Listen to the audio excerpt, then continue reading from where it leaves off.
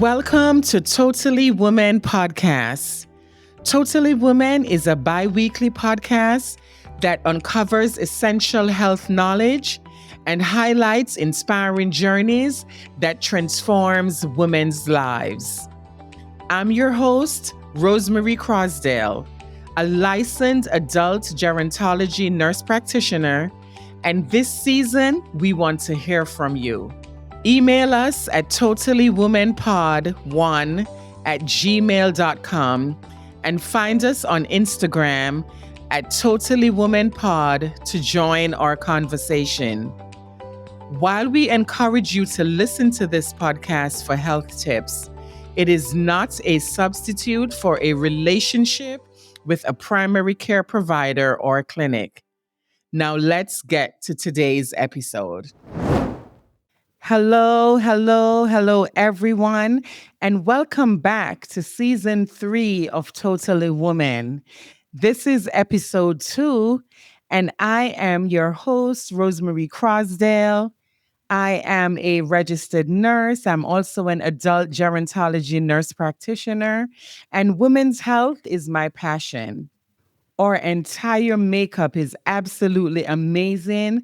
And I am here to navigate us through this journey with information and guidance on how to better our health and our overall well-being. First of all, I just want to thank everyone. Thank you so much for your support. I want to thank you, for just joining me on all the platforms, listening to the podcast, supporting me through the past 2 seasons. It is greatly, greatly, greatly appreciated. Ladies. I don't know if you remember, and for those of you who have not tuned in as yet to episode 1 of season 3, we are indeed talking about menopause and perimenopause. Something that most of us women will experience at some point in our adult life. Many of us are unprepared for this next phase. Unprepared is not even the word, because when this thing starts, we don't even know what is actually going on with us, right? So let's just do a couple of housekeeping. First of all, just for definition purposes, what is menopause, right? So menopause is officially diagnosed when a woman has gone 12 months, 12 consecutive months without having a period. And during that time, she's not pregnant, she's not taking any medications to stop this, or she hasn't had any surgeries or any illnesses that would cause her to not have a period. So this would be a natural transition into menopause for this person. So again, 12 consecutive months without having a period would be the appropriate definition for menopause.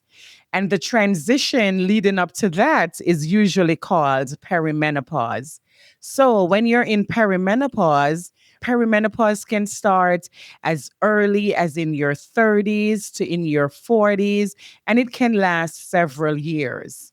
So let's just take a quick breakdown. When does menopause actually start? And the range, according to the ACOG, which is the American College of Gynecology, the normal age for menopause is usually about 45 to 55 years old. And we have seen that sometimes some women, they're starting a little bit later, or some of them are starting earlier. Again, ladies, everybody's situation is different, okay? So some women may start earlier and some women may start later in life, and that is fine, okay? As long as you have not had a period within that year, then you're considered to be in actual menopause. Anytime you're having your period, so what happens during perimenopause? During perimenopause, the period is still coming, but instead of it being consistent every month, because of the decrease in our estrogen, right? And the estrogen is that hormone that is so significant, right? That causes us to get our cycles.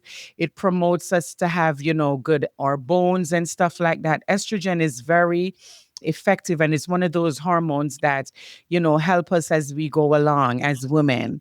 And when that hormone starts to deplete, then some of the things that start happening are the hot flashes, the mood swings, the brain fog. Some of us get depressed, right? The vaginal dryness. It is a journey, right? So, whatever area you find yourself in, whether it's perimenopause or menopause, um, I'm just here to try to just navigate you to wherever you are, and to let you know that, with every woman, this phase can be different. It can start different. It may look different for you. There is no set, you know, there's nothing set, right? When it comes to this menopause and perimenopause thing, everybody has a different story. And I just want to say that the information that we're going to be providing on today's episode, the information is to provide you with guidance. Some of the information that we're providing, they may have to do with certain things like some medications and certain things that other women are experiencing. So I advise all of you women, before you embark on some of the stuff that we are saying, that you make sure that you're following up with your primary doctor or your gynecologist. Please, please, please. Because most of the information that we're providing is to guide you along this journey.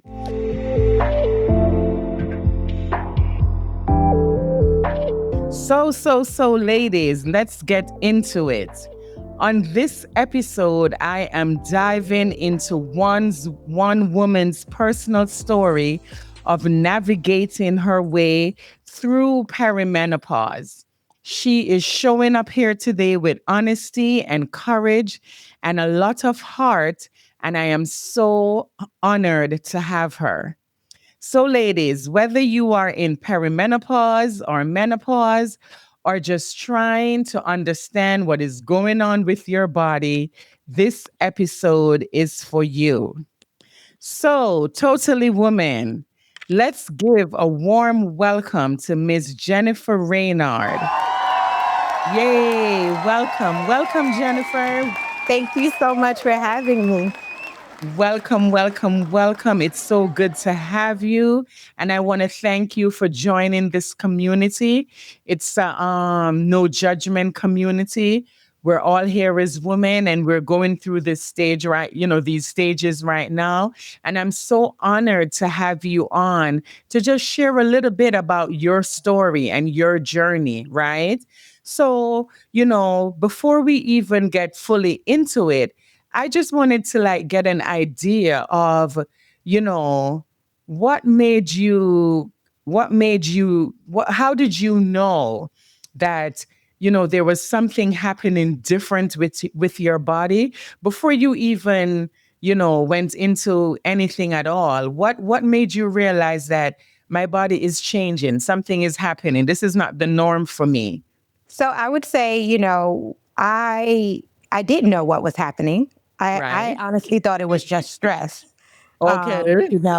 I was having brain fog, mood swings, weird sleep patterns. So I would wake up randomly through the night, and it just kept happening. And finally, I started connecting all the dots. And, I've heard about menopause as I was growing up, with my parents and my mom and my grandma, and just thinking about some of their experiences, I started to put everything together. Stick a pin there 1 second. Mhm. In your household, right? Because you mentioned about your mom and like your grandmother and stuff like that. Was menopause something that they actually talked about? Because I It, don't remember my mother saying it's anything not about it. it's not so much about them talking about it, but I was always so inquisitive that I would watch. I would see what they experienced, and those are some of the things that I remember. And it is it's a part of our conversation right now, as I'm a woman in my 40s, and I have friends who are experiencing menopause as well. So that some of these indicators were definitely a sign that I could be in perimenopause right now. It's something I'm not ready for. I will tell you that. but but I know that I'm not alone, and I know that my journey that I'm on right now, others are experiencing it as well. And I'm just so glad that you created this platform that I can Oh, thank share you my so much. story. Yes. Teach one. And that's the thing that I find sometimes as women, we don't really talk to each other. We don't talk about these things because there's so much stigma that is already placed on our bodies, right? Mhm. The body shaming and different things like that. So a lot of times, we don't want to talk about our story because of these things. So let me just give our listeners, a brief introduction about you. So Jen is a 41-year-old female, of course. She is married and she has been married to her husband for 18 years. She has two children, a boy and a girl, and she is a manager. She works in retail. I won't say where she works unless she wants to say it because I don't want anybody hitting her. No, let me stop. But anyway, I won't say that. But yes, so you are married, you're 41 years old, and that doesn't even come close to the age that I mentioned earlier that starts menopause. So now we know that you're actually in perimenopause. So with that said, Jen, give the listeners, the women listening to us right now, just a little synopsis about your journey, and perimenopause and how did you come to arrive at this particular journey right now in your life. So I'll share with you all that, my journey may be a little bit unique as I'm not just experiencing menopause, perimenopause. I also have kidney failure, in which that being having kidney failure is definitely speeding up the process of menopause. So with that, my body is completely changing. There's moments where I don't feel like myself completely. My energy is not there. It also, this whole process has taken away my confidence. And, not just so much with the perimenopause, but also with managing through kidney failure. So, you know, it has been a challenge, as this is all something that has happened um, very quickly and progressed very quickly, as I am overall a healthy woman minus my kidney failure. So with that, once again, the perimenopause process has been unique, as there's only but so much I can do in order to live with, perimenopause. I know that there has been studies about, medication that you can take, and so on, and mindful exercises that could also help. But it once again, with taking extra medication, that may not be the best solution for me, as I have to be mindful as to what I take, what I eat, and be cautious. So, once again, I definitely didn't see perimenopause coming, but it has really impacted overall just my energy, how strong I feel, um, and I've had to really step back and kind of just listen to my body and listen to, what it needs. Definitely our body responds to what we feed it, what we give from an energy perspective, who I surround myself with. Yeah, about yes, definitely. I will tell you that, as I started going through this process overall with perimenopause and my kidney failure, journaling has been also a big help for me. Like, just being able to put my words, on a piece of paper, and being able to find peace with, where I am right now. So it definitely has been a big shift for me, just managing through, because, the symptoms take you at any time. Sometimes Yes, I could be that is true. at work or on my sales floor, and I am on fire, burning up, Oh and there's my nothing I God. can do. So, and it's so funny. I had a client who walked in the other day, and I totally understood her because she was experiencing menopause. She was Okay. experiencing a hot flash while she was in my store, and she had it so bad that she wasn't able to stand up, and Wow. she felt like she was going to pass out. So I Yes. immediately had to grab a chair for her, Right. grab, ice cold water for her Yes. to Yes. put on her body. Mm-hmm. And To really cool her she down. but Yes. but the biggest thing is she couldn't even she had no awareness at a time of like where she was. Wow. And just seeing her go through that, and then also thinking about like my journey right now, Yes. Yes. I just think about how strong we are as women. Yes. Oh my gosh. We are. We definitely are. And Yes. we overcome so much. Yes, yes. Oh my God. That is so much. Do you mind me asking? I don't know. I know you say that you're in kidney failure. And when we talk about kidney failure, so now do you want to like talk about like what led to your kidney failure? I know sometimes people have hypertension. Was it just something that just came on as a result of something else? If you don't mind sharing or just giving us like a little, tidbit on that, if you don't mind. Yes, of course. So I did not know that I had kidney failure. Honestly, the way that I found out was I went for a myomectomy, so to remove my fibroids. And my gynecologist, she, of course, did blood work prior to the surgery. And she saw that my kidney levels were not at normal for my age.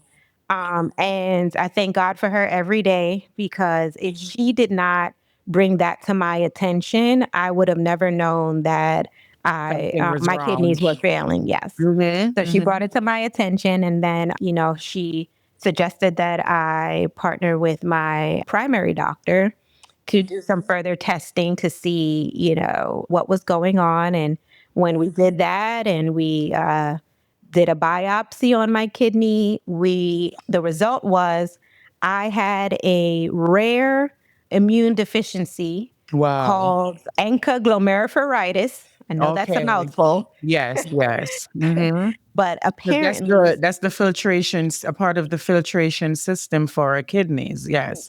The glomerular filtration. Yes. mhm. So Mhm. apparently, not many people have this immune deficiency, and Wow. it's not one that you're born with. It's not one that is hereditary.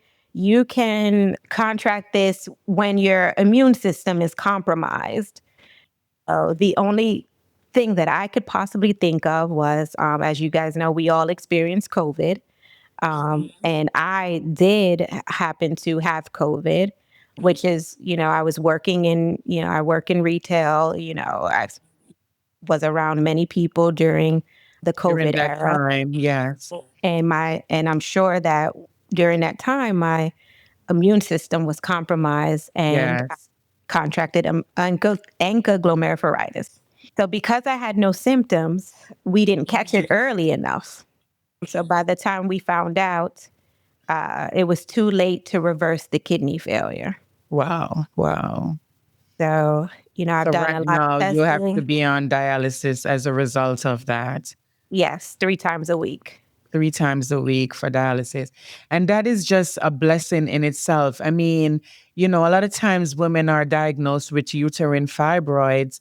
And, that is another way too to have like menopause or perimenopause surgically, come on you, because just having like your fibroids removed, or maybe if you had a hysterectomy or something like that, those are some of the reasons why women will probably go into menopause. And, just having your blood work done, because your creatinine level, which is another marker that we use and it will show how our kidneys are actually doing. I'm pretty sure yours was really, really elevated for her to have you go and, see your doctor and stuff like that. So, it was kind of like a double whammy for you. Here you are, you're presenting for uterine fibroids, And now, as a result of that, they're finding out that you're in in this stage where your kidneys now are compromised. Oh my God. So this is actually such a big transition for you. And it is a lot. And with your family, and you talked about even just being at work. You work, I don't know how your schedule is, if it's a 9 to 5, or, I know sometimes that it's past a 9 to 5, like different hours and stuff like that, staying late and doing all, different things. So I know that this can take a toll. How do you, apart from, they know maybe you're having a hot flash or something like that, how do you just are able to show up each day and just get through, each day with with everything that is going on with you? It's definitely a mindset for me. I enjoy going to work. So that piece of my life brings me excitement. So when I walk in through my doors, it's all about having fun with my team and with my clients. So my team really doesn't see um, what I really experience outside Yeah, the of those doom and doors. gloom and all of that stuff. They Yes. don't see it Yes. at all. They know, but they don't see it. So really it's really just my mindset. And I have a really great support system. My leaders that I have that work alongside me, they really understand like how to show up in their roles, and especially with knowing, my story and knowing where I am right now with my health, they've been such a great support where I don't feel overwhelmed when I go to work. I don't feel down when I go to work. And that's Um, something good, because not everybody can say that, especially working in the area that you are working in, you know, the especially working in the areas that you're working in, it's kind of hard not to get stressed or not to get overwhelmed. So just working with a good team who supports you is better. Is mhm. that, having that support team is so much better. And speaking of support teams, I know you're married and you've been married for 18 years. How does your spouse, I know, even with your kids, but just having your spouse go through this with you, how is how is that relationship? Because I know that that cannot be easy, especially, this is something new for both of you, right? This is something that you're now both just experiencing together. So, how is your spouse and your immediate family just navigating their way through this process as well? I think it's definitely been hard on my family because they're the ones Mm-hmm. who see me, at my worst. My treatment days are not great. I leave treatment feeling drained and just, sometimes not well at all. And they see that. But they also see, like, my kids will tell you, like, they see the persona, I guess, that I may put on for someone else, but they really know how I truly feel, even though I won't say it out loud. My husband has been, my biggest supporter. He has been at every appointment with me. Till this day. So I've been in dialysis now for September will make a year. And every day he takes me and every day he picks me up. He has not let me do this journey by myself. So he figures out his schedule in order to take me daily and, like I said, pick me up daily. And that in itself, really, I have such an appreciation for him, just Yes. for knowing that, even though I don't say that I need that, him knowing to be there in that way for me. Because there's some days, most days, after my treatment, I can't drive. I wouldn't be able to function in a way that I would need to in order to, travel back home after the treatment. So my family has definitely been a big support. My son, he's 15. He's always checking on me. He's always, there for me. I think he's the one out of everybody who, like, really takes care of me and make sure that I don't push my limit. Because sometimes, you know, as a fearless, you know, Black woman, we think we could do it all, Do and we everything. and we Yes. feel the need to be strong all the time. But it's okay to lean on others and let others help you, and you know, not go through these journeys that we go on alone. Yes. That is very important. A lot of times, I don't know why we feel that we always have to just be the burden bearer, right? That we cannot, do something for ourselves and just ask for help, just something simple, just ask for help. And I'm very, very happy. I'm glad for your system that you have in place. That your family, your husband, your kids, even your work family is able to support you during this journey. And that is amazing because not every woman can actually say that they have a support system like that. And a lot of times, what we find is that when they do not have that support system, with the brain fog, with different things that are happening to you, a lot of women can slip into depression. And I Hmm. know probably, just being honest, maybe there's some times when, you don't feel like doing it today. And, you just got to know that that is okay. What is your source, or what is it that you actually look to just push you through when you do get to that point where you feel like, listen, I just don't even want to be doing this doing this, or you just need a break or something like that, or you just can't be bothered. What is your motivation apart from your family? Do you look to any other sources for, Well, first I would guidance say or when I anything? do feel down, or if I do, because I think that we all, even though we may not all want to say it, get depressed at times. You know, that we can get in our heads and you know, go through the motions. So I've allowed one thing I have done is allowed myself to have that space. So if I do feel down, maybe I just do need to relax today. Like maybe I don't need to do anything. Maybe I do need to just have a day where I'm just watching TV and laying in bed, and that's just my day today. And But that's all right. and that's all right, right? Yes, You know, that is all right. maybe that's what you need today. Mhm. But you know, my outlets have always been traveling. I love to travel. My friends are everything for me. I have a best friend that I don't know what I would do without her in my life, but she has been like my rock. I can talk to her about anything. We can go for days too and don't even speak, and we just understand and know each other. But I know I needed to break away from like my home life. And even last weekend, I, you know, booked a flight and I went to New York, and I was able to see my friends and just, you know, have a great time, just having a girls' day, doing nothing but, you know, talking and you know, having a vibe. And that those are the things that mean the most to me. Like spending my time with people who I know will always have my back, that could understand, you know, what I'm going through, and be able, and I can let it all out with them. And there's no judgment. There's no, you know, I can be honest. There's no need to even filter how I feel or think. They just get me. And you know, I think we don't know, or a lot of us don't realize how powerful a sisterhood can be. Yes.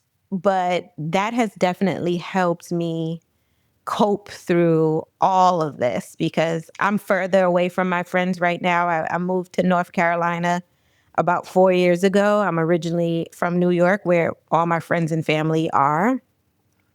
But knowing that I have the space to still be able to go and see them, you know, we do Zoom calls. We're doing now, you know, Tuesday night walks, and you know, we're just figuring out ways to stay connected, and that has been super helpful for me. That is amazing. And I feel like sometimes that is what a lot of women, they're lacking, just having that sisterhood where you can actually, apart from your family or someone, that someone is there, who understands and, no judgment, like you said, and is there to support you during whatever it is that you're actually, going through, and that you're able to just maybe lean on that person. And it's very important just to have your little village. And like you said, friendship. Sometimes we think that, our friends, like every day we have to be on the phone and we have to be talking all the time. And sometimes it doesn't work like that because people get busy and different things happen. Life happens. Mhm. So as long as we're keeping in touch with each other, someone is there who is accountable, and you're getting to just, you know that you can always rely and rock on that person has your back regardless of what, especially during the times that we really, really do need them.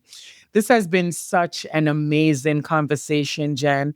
I really, really, really, really appreciate how vulnerable you were with me. Thank you so much for just sharing. I know it's not easy to just talk about, personal things that we're going through. I just wish you, all the best continued health during this journey, because you're not just dealing with perimenopause alone, and it's because of perimenopause. And one of the things that I also didn't ask you is, like, in terms of medication, because I know you're already taking medications, for your kidney and stuff like that. Is there anything that you're taking to assist with the perimenopause? No, I haven't. My Take doctors at this moment don't recommend taking Don't anything. recommend. Mhm. So in your case, and a lot of times, sometimes, especially, we find a lot of people, and, they tell you like different, going plant-based and doing different things like that. And I know you said like you're very healthy, you're mindful of the things that you're eating and stuff like that. And you're still doing some exercises and getting things like that done.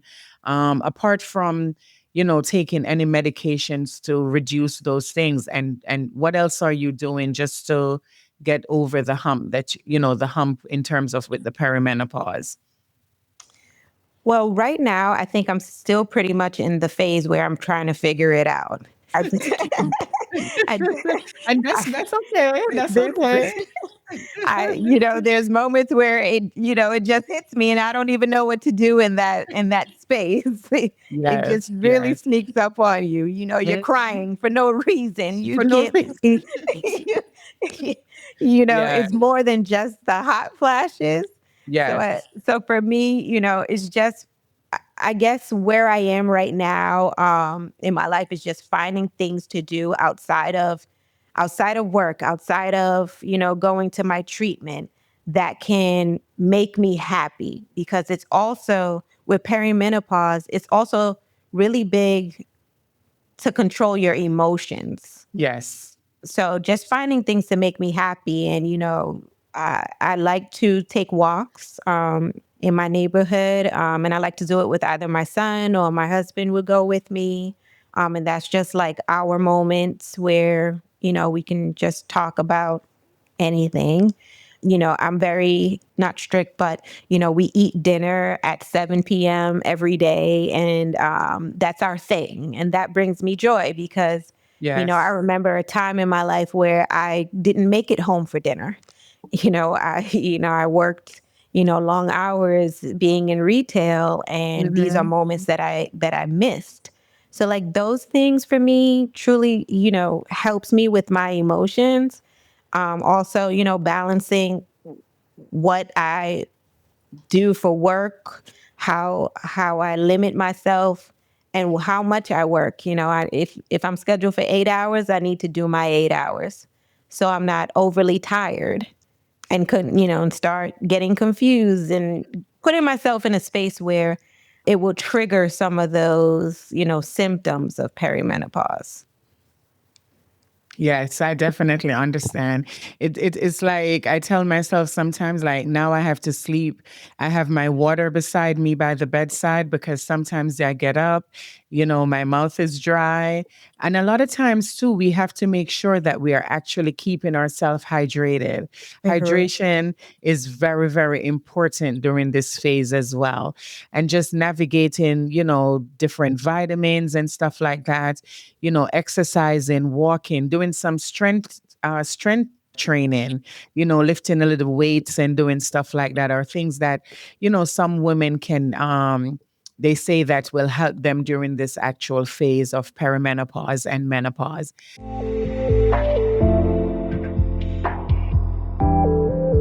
Like I just want to say again, it has really been a pleasure. And I just want to thank you for sharing your journey with us so openly and so honestly. Thank you again, Jen, so much. And, I just want to encourage our listeners, just to go and to just listen wherever you listen to your podcast. Listen to us. We are on Spotify. We are on iHeartRadio and Apple Podcasts, icn.dj as well. And just, leave a review. If this conversation resonated with you, tell a friend about it, so that it can also be something that can be encouraging to other women out there. So again, Jen, I just want to thank you. And I look forward to probably, hearing from you again at some other point.